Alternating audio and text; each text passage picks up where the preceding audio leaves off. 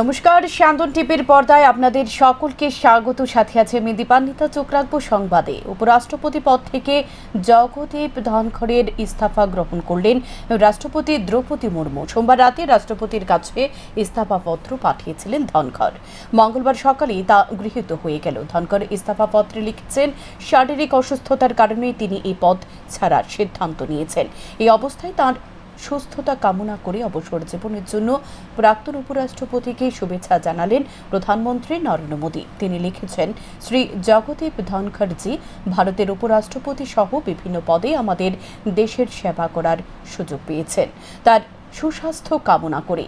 তবে এই তত্ত্ব মানতে নারাজ বিরোধী দলগুলো। প্রধানমন্ত্রী নরেন্দ্র মোদী মঙ্গলবার সকালে সমাজ মাধ্যমে একটি পোস্টে উপরাষ্ট্রপতি সহ বিভিন্ন পদে ধনখড়ের কাজের কথা উল্লেখ করেছেন, তার সুস্বাস্থ্য কামনা করেছেন। তবে তাঁর ইস্তফা নিয়ে বিরোধীদের প্রশ্নের কোনো জবাব এখনো আসেনি কেন্দ্রের তরফে।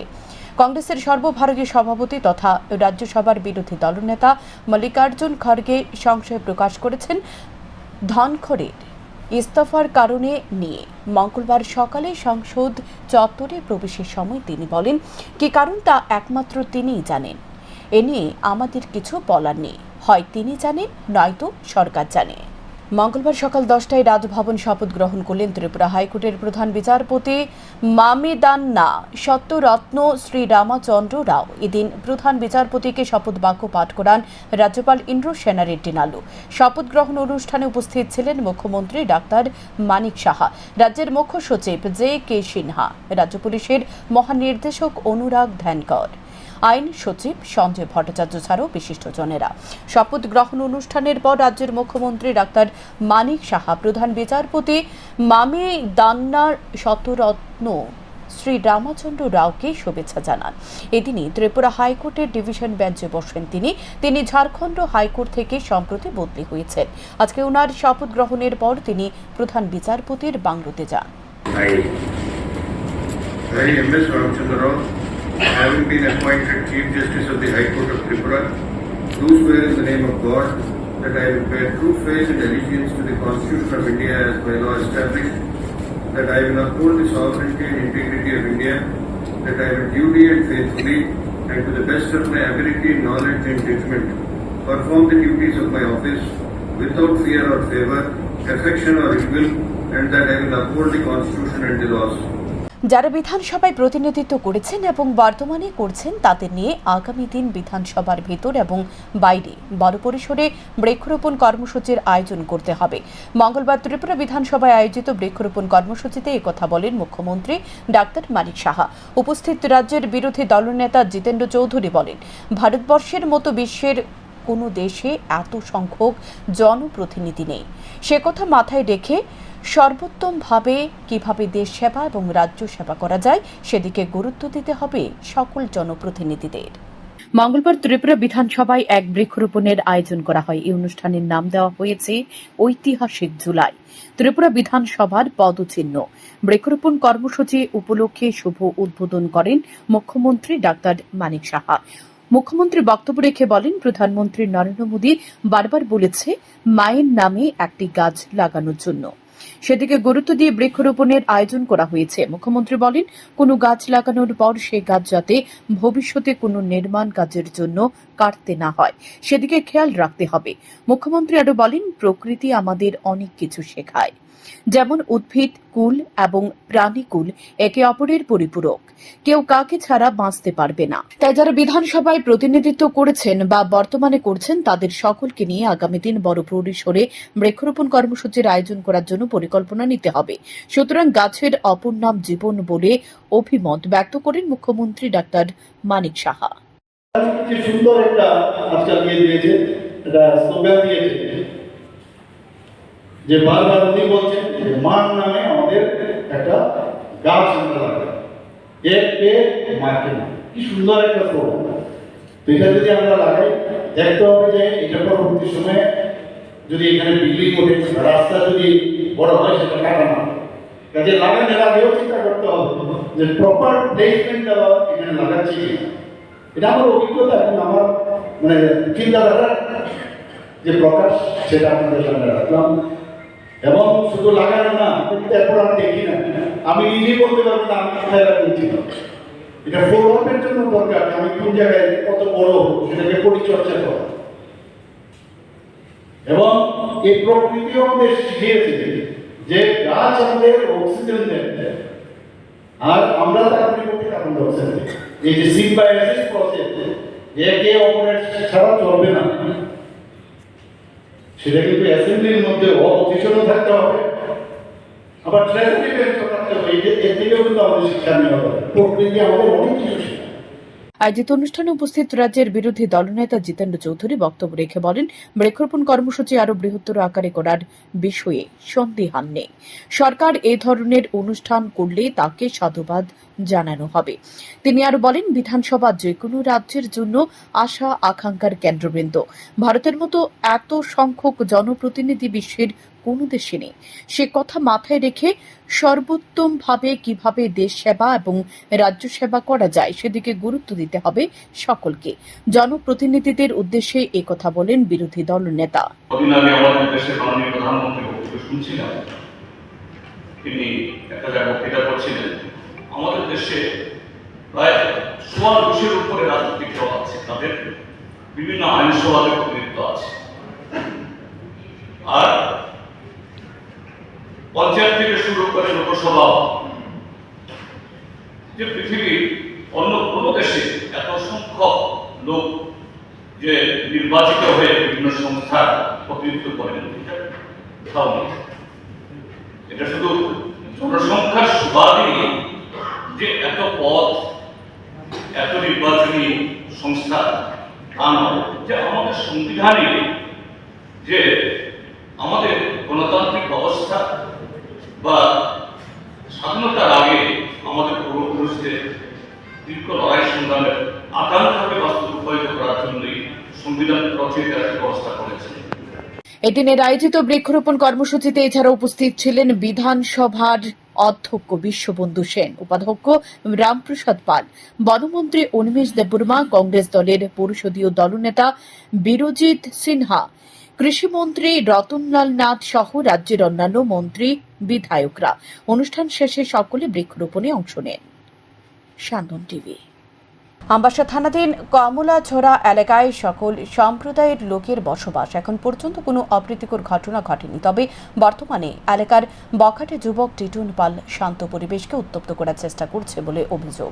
এলাকার যুবক টিটন পাল প্রায় সময় মদমত্ত অবস্থায় এলাকার লোকজনদের অকথ্য ভাষায় গালমন্দ করে, যাকে খুশি তাকে মারধর করার হুমকি দিয়ে থাকে। এদিকে এলাকার লোকজন বাধ্য হয়ে আজ খবর দেওয়া হয় আমবাসা থানায়। পুলিশ ঘটনাস্থলে গিয়ে উভয় পক্ষের বক্তব্য শোনার পর অভিযুক্ত টিটন পালকে থানায় নিয়ে আসা হয়। তবে এ বিষয়ে পুলিশ ততক্ষণ পদক্ষেপ নিতে পারবে না যতক্ষণ থানায় লিখিত অভিযোগ দায়ের না হয়। এবার দেখার বিষয় গ্রামের লোকজন টিটনের বিরুদ্ধে থানায় লিখিত অভিযোগ জানায় কিনা।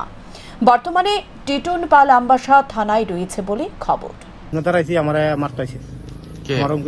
টিটন পাল কেরে মারতেছে আমি জানি না কিছু, আমার বলে মারতে। আচ্ছা, আমি আর হেলেও কোনো কথাই নেই, হ্যাঁ আমার মারবো বলে। কি কি কইছে তোমার? কইছে মনে কিতা মানে আমি আমার কিছু কইছে না, কত করে মারুম। সুস্থ অবস্থায় আসলো? সুস্থ অবস্থা নাই। আচ্ছা, বাড়ি কোন জায়গা? এইটা দিকে দিকে প্রায় সময় করে এরকম, প্রায় সময় দিলে এমনই করে, সবসময় মন করে। নাম কি? চিটন রুদ্রপাল। বাবার নাম বিদু পাল রুদ্রপাল। কি করে তিনি? পোল্ট্রি মুরগ পালে। মঙ্গলবার পশ্চিম ত্রিপুরা জেলা ভিত্তিক মৎস্য দপ্তর, প্রাণী সম্পদ বিকাশ দপ্তর ও তপশিলি জাতি কল্যাণ দপ্তরের পর্যালোচনা বৈঠক অনুষ্ঠিত হয়। এই বৈঠকটি পশ্চিম ত্রিপুরা জেলা শাসকের কার্যালয়ে অনুষ্ঠিত হয়। উপস্থিত ছিলেন মন্ত্রী সুধাংশু দাস, পশ্চিম ত্রিপুরা জেলার ভারপ্রাপ্ত জেলা সভাধিপতি বিশ্বজিৎ শীল এবং পশ্চিম ত্রিপুরা জেলা শাসক ডক্টর বিশাল কুমার সহ অন্যান্যরা। মন্ত্রী সুধাংশু দাস সংবাদ মাধ্যমের মুখোমুখি হয়ে বলেন, মঙ্গলবার পশ্চিম ত্রিপুরা জেলা ভিত্তিক মৎস্য দপ্তর, প্রাণী সম্পদ বিকাশ দপ্তর ও তপশিলি জাতি কল্যাণ দপ্তরের পর্যালোচনা বৈঠকের আয়োজন করা হয়। সংশ্লিষ্ট দপ্তরগুলির আধিকারিকরা এই বৈঠকে উপস্থিত ছিলেন। 2025-26 অর্থ বছরে আয় ব্যয় এবং বিভিন্ন প্রকল্পের বাস্তবায়ন সম্পর্কে আলোচনা হয় এই গুরুত্বপূর্ণ বৈঠকে। পাশাপাশি যে ঘাটতি রয়েছে সেগুলো কিভাবে পূরণ করা যায় সে বিষয়ে আলোচনা করা হয় বলে জানান মন্ত্রী। পশ্চিম ত্রিপুরা আমাদের জেলা শাসকের কার্যালয়ে ফিশারি, এআরডিডি এবং এসসিএফ এর ডিপার্টমেন্টের স্টেট লেভেল আমাদের এই জেলা ভিত্তিক রিভিউ মিটিং হচ্ছে। এটা আমাদের একটা কন্টিনিউয়াস প্রোগ্রাম। আমাদের 2025 এবং 26 অর্থ বছরে 8টি জেলার রিভিউ মিটিং আমরা কমপ্লিট করছি। আজকে নিয়ে আমাদের 8টা জেলাতেই কমপ্লিট হচ্ছে। এই রিভিউ মিটিং এর মূল উদ্দেশ্য হচ্ছে আমাদের ফিশারি, আরডিডি এবং এসসিএফ এর ডিপার্টমেন্টে 2024 এবং 25 অর্থ বছরে আমরা যে ফান্ড তাদের জন্য বরাদ্দ করেছি এবং আমাদের যে সমস্ত স্কিম প্রজেক্ট হাতে নেওয়া হয়েছিল সেটা কতটা বাস্তবায়িত হয়েছে সেটাকে আমরা পর্যালোচনা করব এবং সাথে সাথে এই ফিনান্সিয়াল ইয়ারে অর্থাৎ 25-26 ফিনান্সিয়াল অর্থ বছরে আমাদের এই দপ্তরে যে সমস্ত প্রজেক্টগুলি রয়েছে বা যে বাজেট বরাদ্দ হয়েছে সেটাকে আমরা কিভাবে দ্রুত বাস্তবায়িত করতে পারি এবং সময়ের মধ্যে সেই কাজগুলিকে কমপ্লিট করতে পারি তার জন্যই আজকে আমাদের এই রিভিউ মিটিং এর আয়োজন করা হয়েছে। যার দুর্ঘটনা যেন নিত্যদিনের সঙ্গী। মঙ্গলবার উদয়পুর জামজুরি এলাকায় অটো ও বাইকের মুখোমুখি সংঘর্ষে দুর্ঘটনা ঘটে। এই দুর্ঘটনায় উভয় গাড়ির চালক ও অটো গাড়িতে থাকা একজন যাত্রী আহত হয়েছে। এলাকাবাসী উদয়পুর অগ্নি নির্বাপক দপ্তরকে খবর দিলে দপ্তরের কর্মীরা এসে আহতদেরকে উদ্ধার করে গোমতী জেলা হাসপাতালে নিয়ে যায়। কাকরাবন থানার পুলিশ ঘটনাস্থলে ছুটে এসে তদন্ত শুরু করেছে। কাকরাবন যেতাম ছিলাম, তো আমি এনতিকা আইতাছি বলতে আইতাছি ওই বাইকটা এনতিকা মানে এনতিকা বাইরে হইতাছি। আমি তো আমার সাইডে বাইকটা চাইছে না, সে না চাই ডাইরেক্ট হয়েছে। বাইকটা আপনি কাটানো দিয়েছে, লাইকটা আমি কাটাইছি, কাটানো ফুটি ফেলেছি। কজন ছিল? 7 জন আছে। বাইকে 2 জন প্যাসেঞ্জার দুঃখ হয়েছে না, 2 জন তারা গেছে আরেক গাড়ি দেওয়া। একজন শুধু দুঃখ হয়েছে, একজন 7টা পয়সা নিয়ে 7টা মনে হয়ে গেছে। বাইকে একজন আছে। মোটা আহত হয়েছে কজন? আহত বলতে তারা 2 জন প্যাসেঞ্জার গেছে, তারা এত একটা দুঃখ পাইছে না, আরেকজন একটু আহত হয়েছে। তাই নিয়ে তোমার অবস্থা কেমন? আমার অবস্থায় হাতে দুঃখ পাইছে, কমন দুঃখ হয়েছে। আমার কিচ্ছু কেন। গাছ লাগাও প্রাণ বাঁচাও এই স্লোগানকে সামনে রেখে মঙ্গলবার সকালে কাকরাবন বিধানসভা কেন্দ্রে হাসপাতাল চৌমুহনী থেকে মির্জা পর্যন্ত পূর্ত দপ্তরের কর্মীরা বৃক্ষরোপণ করেন। 1 মিনিটে 1.5 শতাধিক গাছ লাগানো হয়েছে। উপস্থিত ছিলেন এলাকার বিধায়ক জিতেন্দ্র মজুমদার, গোমতী জেলার জেলা সভাধিপতি দেবল দেবরায়, কাকরাবন পঞ্চায়েত সমিতির চেয়ারম্যান সহ অন্যান্যরা। পরে বিধায়ক জিতেন্দ্র মজুমদার বলেন, কাকরাবন হাসপাতাল চৌমুহনী থেকে মির্জা পর্যন্ত দীর্ঘ পথ সুন্দরভাবে তৈরি করা হয়েছে পূর্ত দপ্তরের উদ্যোগে। সেখানে বসার জন্য ব্যবস্থা করা হয়েছে। মঙ্গলবার কাকরাবন পূর্ত দপ্তরের সার্বিক সহযোগিতায় বিভিন্ন গাছের চারা রোপণ করা হয়। এর প্রশংসা জানান তিনি। নমস্কার। আজকে কাকরাবন বিধানসভা হাসপাতাল চৌমুহনী থেকে মির্জা কৃষ্ণ চৌমুহনী পর্যন্ত যে রাস্তা, এই রাস্তার সৌন্দর্যায়নের জন্য আমরা বৃক্ষরোপণ করেছি। আমাদের দুটোই উদ্দেশ্য, একদিকে যেমন আমরা সুন্দর করে গাছ লাগিয়ে পরিবেশকে রক্ষা করব, অন্যদিকে আমাদের ইচ্ছা, আমাদের যিনি পিডব্লিউডির এসডিও তিনি এই রাস্তাটা করতে গিয়ে দুই পাশে যেভাবে সুন্দর করে একটা পরিবেশ সৃষ্টি করেছেন, এটাকে আরও বেশি সুন্দর করার জন্যে আমরা কাকরাবনবাসী, আমাদের এখানে কোনো ট্যুরিস্ট স্পট নেই, তো আমরা চাইছি এই রাস্তাটাকে কেন্দ্র করে প্রথমে আমরা রাস্তাটার উন্নয়ন করেছি, দ্বিতীয়বারে আমরা গাছ লাগাচ্ছি, তৃতীয়বারে আমরা এখানে সোলার লাইট লাগাবো।